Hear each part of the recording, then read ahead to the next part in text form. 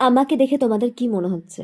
বিশ্বাস করো, আমার শরীর জাস্ট লাস্ট সপ্তাহ থেকে এতটা খারাপ, মানে আমি সত্যি বলতে শুধুমাত্র সুদীপ্তার বিয়ে বলে, সুদীপ্তার আইবুড়ো ভাত বলে আমি ঠিকভাবে প্রেজেন্ট থাকতে না পারলেও যতটা পারলাম এতটা বেলাতে হলেও আসলাম, এবং তাও আবার বাড়ি থেকে বেরিয়ে জমিদারি, জমিদারি থেকে আবার বাড়ি, দেন এখন চুনাখালি। মানে এটা হয়তো খুবই ভালোবাসি ওকে আমি, সেই কারণে আমি আসতে পেরেছি এতটা মানে এক্সস্টেড অবস্থাতেও।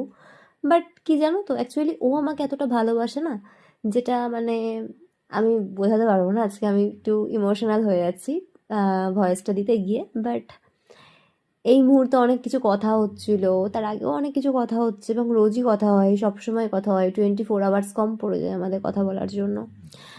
বাট ও এমন একটা পার্সন যে প্রচুর বোঝে আমাকে, আমাদের প্রচুর মেন্টালিটি একরকম, এবং সেই জন্যই হয়তো ওর সাথে আমার বন্ডিংটা এই লেভেলে স্ট্রং।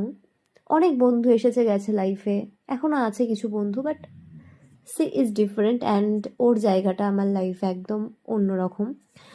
তো এখন কাঁদছে যে মানে আমার সাথে দেখা হবে না ডেলি বা কথা হবে না ডেলি তার জন্য। অ্যান্ড আমি প্রচণ্ড স্ট্রং রাখছিলাম নিজেকে, কারণ ও আমাকে ধরে কাঁদছে অ্যান্ড আমার প্রচণ্ড কষ্ট হচ্ছিল। সো চেষ্টা করছিলাম যে আমার মনটাকে আরও স্ট্রং করার, অ্যান্ড ওকে অনেক কিছু বোঝাচ্ছিলাম, নট অনলি অ্যাবাউট আমাদের রিলেশন, অনেক বিষয় ওকে ছোটোখাটো বুদ্ধি দিচ্ছিলাম।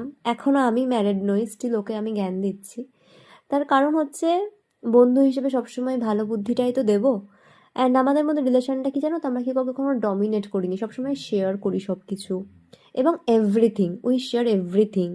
ফলে দুজন দুজনকে খুব ভালো করে বুঝি চিনি, তাই হয়তো বোঝাতে সুবিধা হয়, এবং ও আমার কথা ভীষণ ভীষণভাবে এগ্রি করে, সবসময় বোঝার চেষ্টা করে, শোনে আমার কথা। সো যাই হোক, এরকম একটা পার্সন আমার লাইফে পেয়ে আমি খুব লাকি। ও বলে ও লাকি। সো হোয়াট এভার, ওকে সবাই উইশ করো। আর এত মিষ্টি লাগছিল ওকে, যদি আমি একটু আইবুড়ো ভাতের টাইমে থাকতে পারতাম।